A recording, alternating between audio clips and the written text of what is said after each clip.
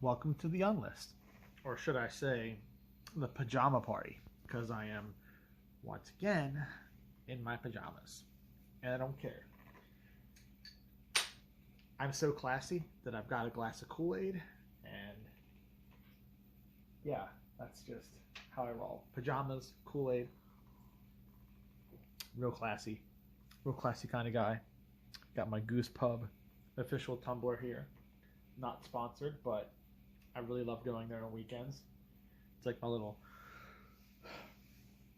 Friday night pub extravaganza. There you go. It's a nice little portmanteau for you. So today's video is about fresh Fougères, a very specific adjunct of the Fougère family. I did a video about Fougères a long time ago, and in that video I said that Fougères had a very sort of cyclical development, whereas the Chypre genre kind of fanned out. You had your early Chypres, proto-Chypres before the genre existed, and your proper Chypres with Cody and Bitsoko and all that. And then you had the more ambery oriental ones that came, like Youth Dew and Opium. Then you had the rose Chypres, the white floral Chypres, the aldehyde Chypres, the leather Chypres, the citrus aromatic Chypres, which were basically for men. But see, all this fanning out, the Fougère genre kind of went a straight line. So when there was a major change in the Fougère structure, all Fougères effectively changed. There were a few outliers. So when Fougères morphed into the barbershop era of Fougères with vanilla and clove, not every single one followed that particular paradigm. A lot of European Fougères stayed very dry, very woody, like Aqua de Selva, for example. And then likewise, when aromatic Fougères really came into prominence in the mid-60s with Brut, British Sterling, and all that stuff, not every Fougère changed. Some kept in that powdery, vanillic lane, like Wild Country very famously stayed like that. You had those kind of Fougères being put out as late as the early 90s with stuff like Scott McClintock, very powdery, musky, old school barbershop. So my point is, while not 100% of the genre shifted, when there was a major shift, it was cyclical. When it was a major shift, most of the major players dropped whatever kind of Fougères they were making and began making the new type. And in the 80s, that new type was the fresh Fougère. And the fresh Fougère would eventually take over, and into the 90s and early 2000s would kind of become the only Fougère, because anything that wasn't a fresh Fougère was given some kind of other class, like the semi-oriental Fougères, right? The musky animalic stuff. But for all intents and purposes, fresh Fougères became the bog standard Fougère, right? And the whole fresh part was not really appended to the name. So people just considered stuff like Drakkar Noir and Eternity to be a Fougère. They didn't really call them fresh Fougères. They were fresh. Much fresher than previous Fougères, but they were just Fougères. While anything else, like Jazz, like Zeno, like Pasha de Cartier, would get appended as something like semi-oriental Fougère or aromatic Fougère or retro whatever, blah, blah, blah, blah, right? It's how that went. So this video, we're going to discuss some of my favorite fresh Fougères during that era, that epoch, if you will, where Fougères got really, really fresh. And a lot of the aromatics, a lot of the musks, most of the powder was gone. Very futuristic, very sheer, transparent in many cases. So let's get started. I will try and go in semi-chronological order, but if I forget something, I may go back and grab it later in the video. So we'll just have to see with that.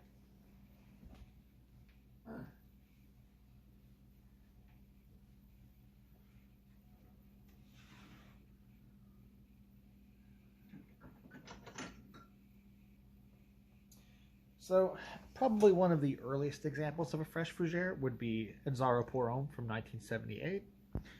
Although you could argue this was still an aromatic fougere because even though it did use things like dihydramyrocinol and dimetol in the structure to make it fresher, more vibrant, it still had a whole lot of aromatics. It had leather in here, it had patchouli, a whole bunch of herbs. Very famously, the anise structure of this gives it that feel that would end up kind of typifying the upper mid-class men's grooming parlor of the 70s and 80s would often smell like this. So it's kind of like proto fresh fougere, but it bears mentioning.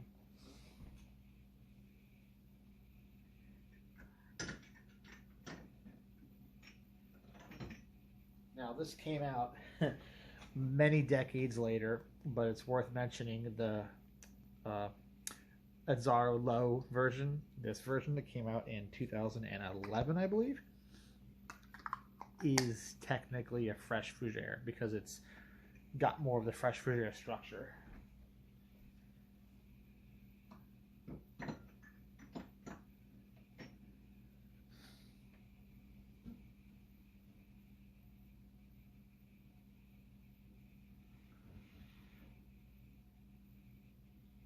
And where are we with that?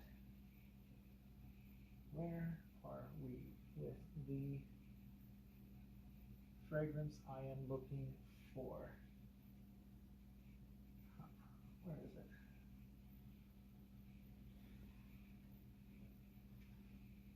You know what?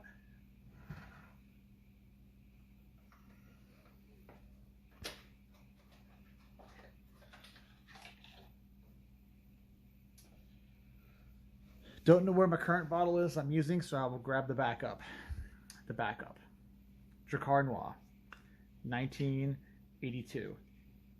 This is, well, I don't need to tell you what this fragrance is about. You already know. And, well, this was kind of the first proper fresh fougere. Many, many fragrances would be based on this structure. Pierre Wargnai, I believe is how you say his name, created this, and this fragrance was so popular that the original Drakkar that this was meant to be a flanker of was discontinued. So it was retconned out of existence, and surviving bottles go for tons of money now, and I've never smelled it, but this was originally a flanker to that, and sadly this was so successful that it just nuked Drakkar out of existence, and many fragrances copy this. Some of my favorite fresh fougères are actually kind of in the wheelhouse of this, so we'll get to those in a second.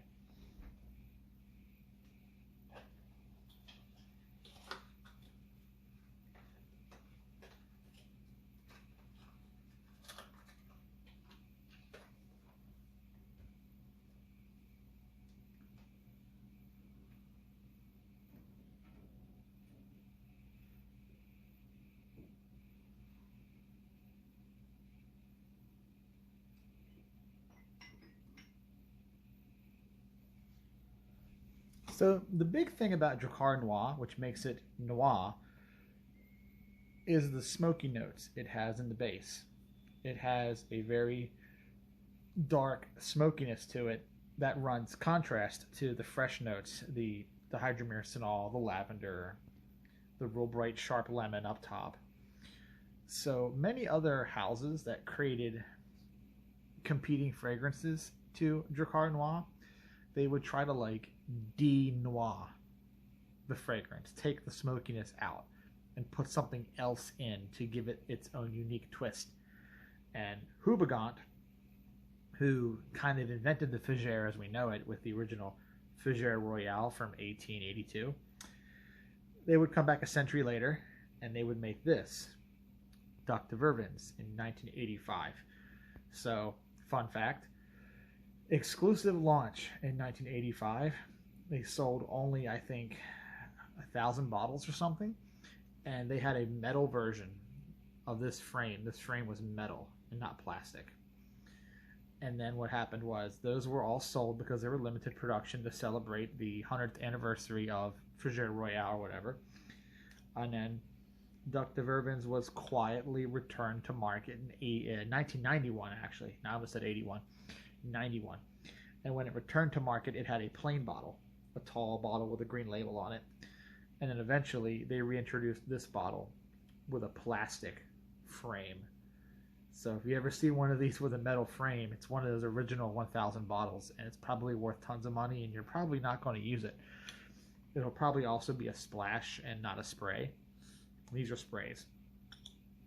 So what makes this Duc de Vervins so special is this has a very big dollop of verbena, or verveine, if you want to say the French word, lemongrass. If you like lemongrass, you like verveine and verbena, and you want the Drakkar Noir experience, but with the verbena shoved in there and the smoke kind of removed, this is really what you want. It's fantastic. I actually like this more than Drakkar Noir because I love lemon verbena. It's why I enjoy Green Irish Tweed by Creed. It's why I enjoy Bowling Green by Jeffrey Bean. Anything with a big lemon verbena note to it is going to pull me in. I really enjoy that note. So this is going to do it for me.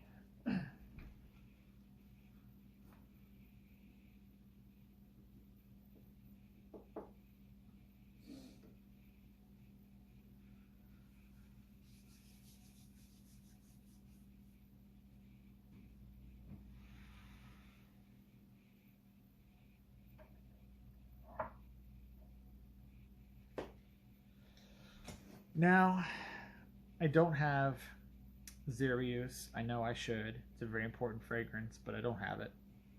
But the next fresh Fougère in this list is none other than Eternity for Men by Calvin Klein. Same guy who created this also created Polo.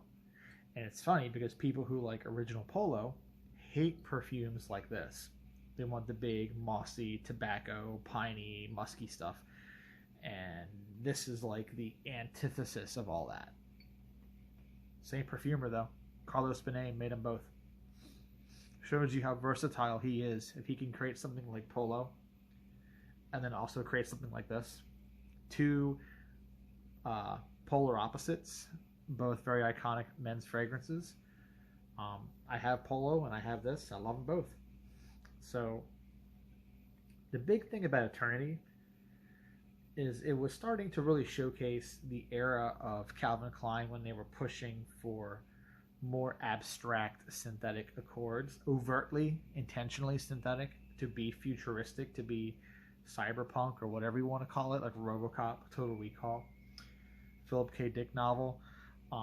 So this fragrance uses a lot of linalool, and linalool was now restricted by IFRA, but this was kind of overdosed with linalool. Very little actual lavender. The amount of real lavender in this is pitiful. So the accord you get in this is just a real big, huge blast of linalool. Very small amount of cologne. I've had people argue there's no cologne in this, but a very, very tiny bit, just to give it a bit of like a metallic feel to it. And then, of course, Evernal, because oak moss was used, but they like to push for the sheerness. So Evernal, a lot of other synthetic woody materials, very clean, very compressed, like a synthetic crystalline sandwich, fresh Fougère. And well, a lot of people wore this, so clearly it was right on the money. And while I don't go through as much of this now as I did when I was younger, this is probably my last bottle I'll ever buy, but hey, I really enjoy it. It's still a good one.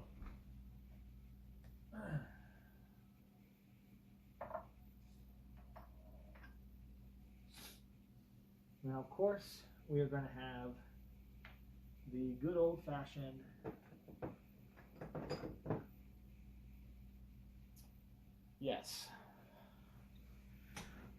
Paco Rabon XS Porro. Came out in 1993.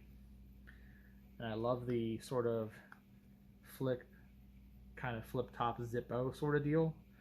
The new bottles don't do this. The new bottles are a big, fat, chunky bottle and the cap comes off. But these older ones like this. This is the fragrance that Himalaya would basically copy off of. And a lot of people who didn't know this existed fell in love with Himalaya. And the moment I discovered Himalaya, and I'm like, yeah, it's really good, it's really high class, good materials, but it's just a spruced up XS. So if you like Himalaya and don't want to spend $500, then you can grab one of these, or a newer one, doesn't matter. This pushes more geranium than lavender. So if you're a big fan of geranium, you're a geranium lover, then this is for you.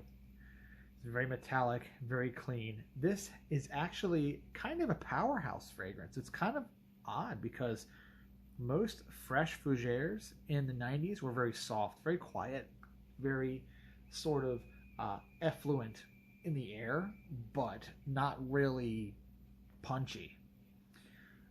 This thing will punch you in the face. This is every bit as strong as you would expect a Paco Rabanne fragrance to be. So do not be fooled by the clean, sharp, minty nature of this. It is still a Paco Rabanne fragrance. It is still a beast mode, as the kids would call it. It will still knock you out. Okay.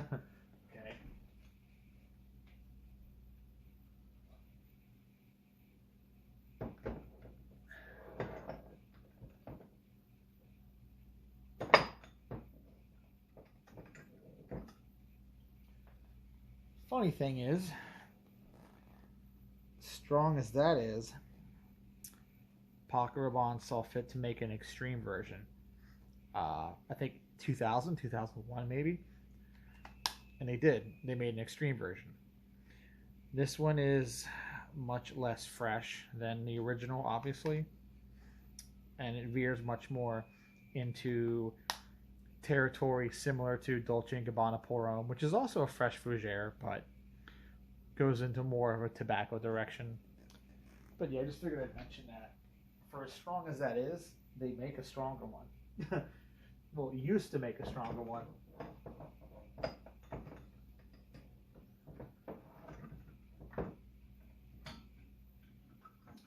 And then they even came out with like a sort of like minty, watermelony kind of Klein sort of summer edition. And here's the summer edition. It's called Sensual Skin. So, yeah, all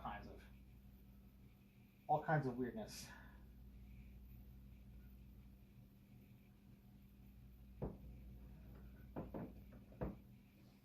Now moving right along.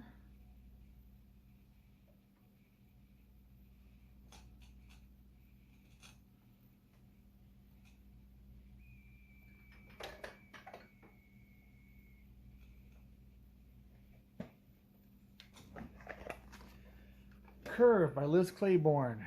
Came out in 1996.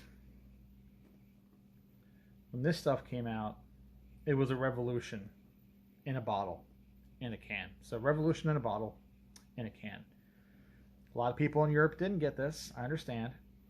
A lot of people in Asia also didn't get this because Liz Claiborne was pretty weird about distribution outside of the United States. Didn't do a lot of outside the US sort of stuff, but those of you who lived in US, Canada, Mexico, North America in general, I think the UK got this too.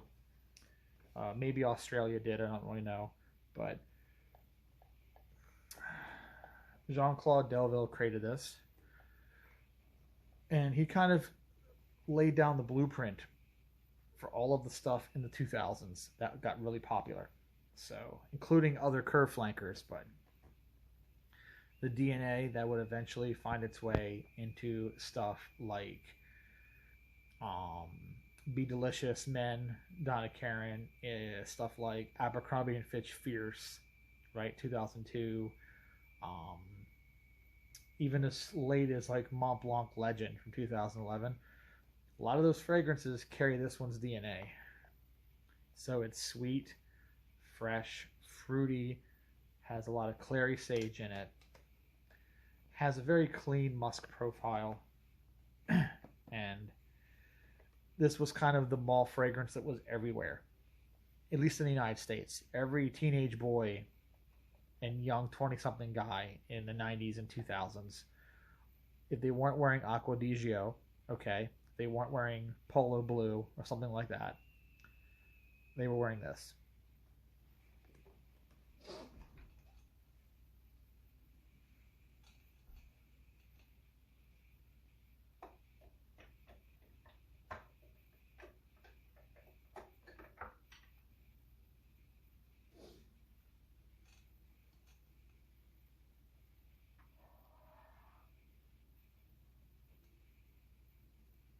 We've got a couple now near the end of the 90s.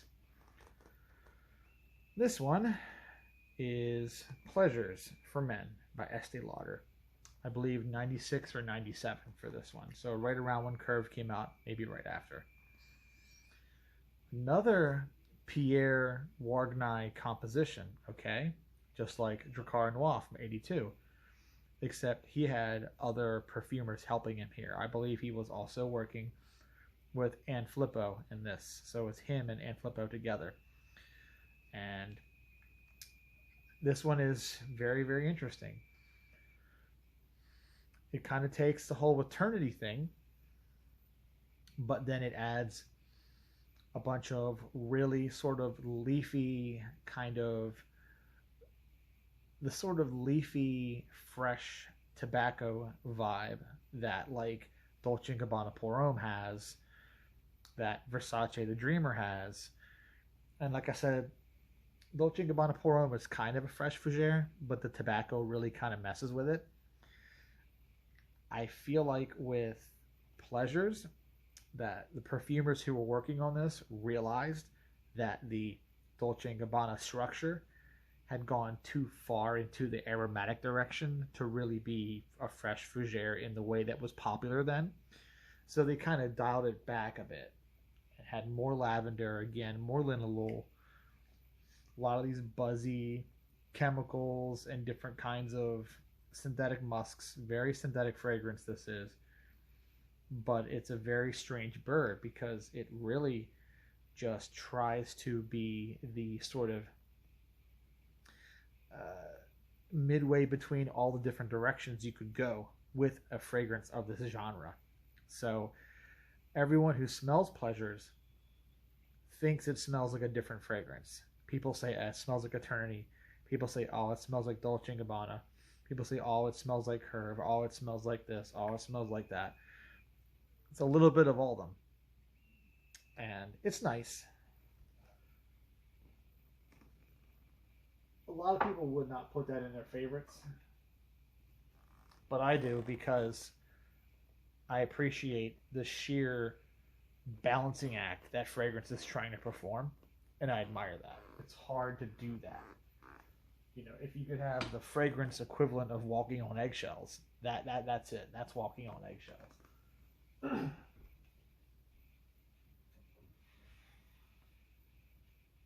yeah, this one here. So, if you are a fan of Paco Rabanne XS, which by the way was perfumed by a guy named Gerard Anthony, the same Gerard Anthony who made Enzaro Parfum, okay, so he's got a bit of pedigree with fresh fougères. So, if you liked Gerard Anthony's work with XS and Enzaro, imagine a more artistic version, a more niche, if you will, version of that scent profile. Let me introduce you to none other than Leroy Cleo by Parfums Salvador Dali, 1998. This basically takes the Paco Rabanne XS style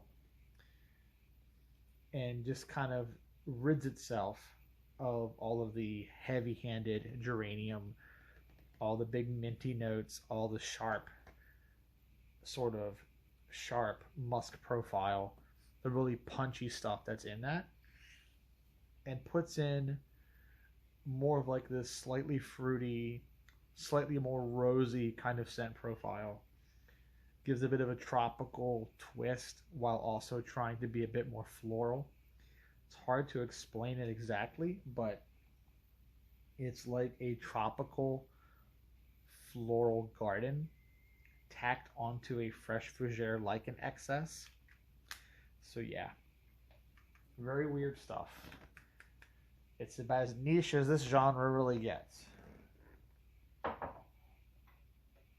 Now, like I said, I'm going to forget some things and have to backpedal. So let me backpedal a bit.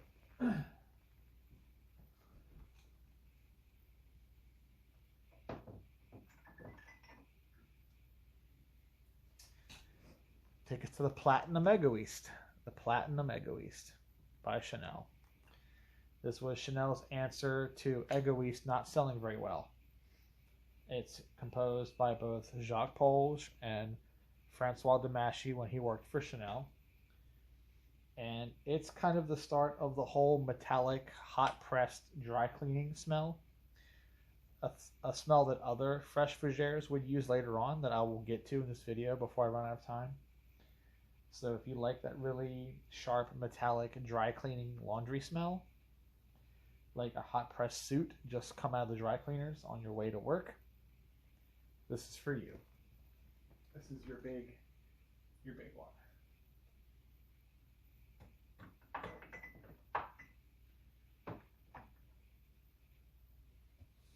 I'm also going to backpedal one more time to 1991. I can't believe I almost missed this fragrance.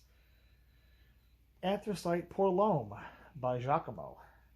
This is another smoky fragrance, like Dracar Noir, like the one that kind of started the whole genre.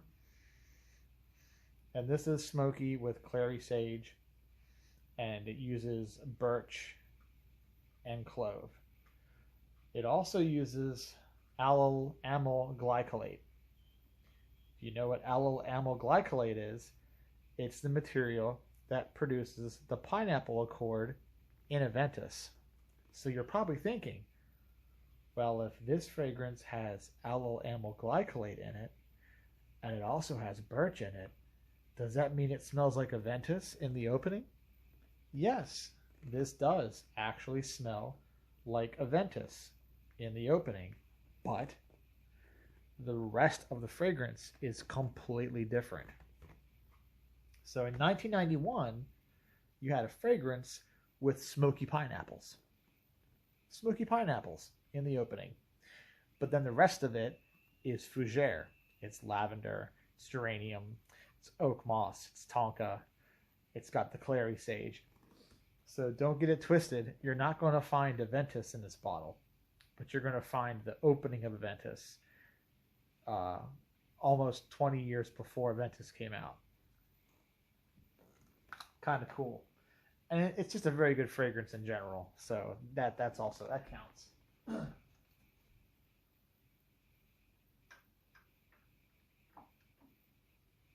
I can fast forward to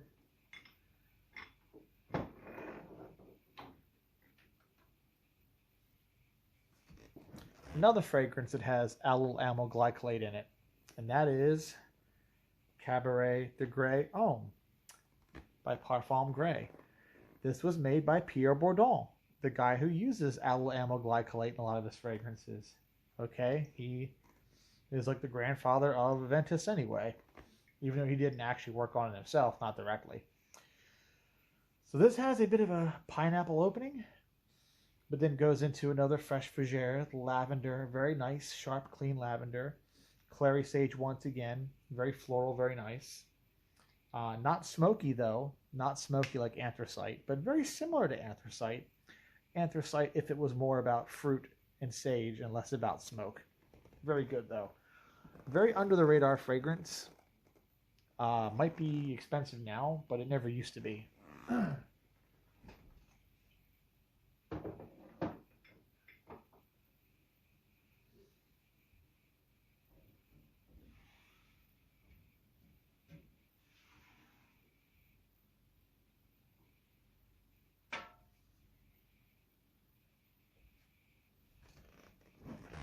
2010 Sartorial by Penhaligon's. Not the biggest fan of this house, but this fragrance, this is like the, if you were to take Brut and reimagine it as a fresh fougere, so remove all of the heavy elements, put the sharp metallic elements in, the freshness in, but keep that bit of a powdery barbershop kind of edge to it, and you would have this. Lovely stuff. Invasion Barbera by Parfums MDCI also kind of runs in the same corridor as this, but this is actually a bit more affordable than that, even though it's still too expensive.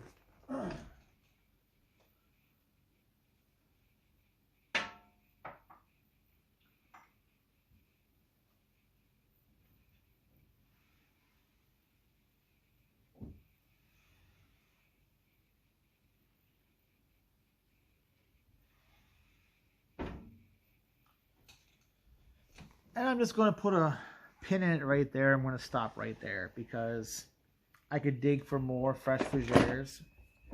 But rather than do that, I'm going to show you the fragrance of everyone's favorite shampoo, the American Crew. If you ever used American Crew shampoo or body wash or anything, and you always wondered if you could have that smell without the shampoo, the answer is yes. You used to. Back in 2000, they came out with the American Crew Classic Fragrance. It's the scent of the shampoo. It's the scent of the body wash, but without the rest of it. Sadly discontinued now, and I've got a bunch of these little metal cans that came with purchase of the other product. But never had a standalone glass bottle. I've only ever had these, but I don't really need the glass bottle. This is fine. This is 50 ml right here, and I've got like 4 of these, so I'm good. But yeah, if you ever want to smell like you use if you ever want to smell like you use American Crew without actually using American Crew, then you can buy that. There you go, guys. Fresh fougères. I left out stuff like Mont Blanc Legend or Parfums de Marly Percival because those are much newer and you're very familiar with those, so you don't need to hear me talk about them. This has been my video on the subject. Thanks for watching.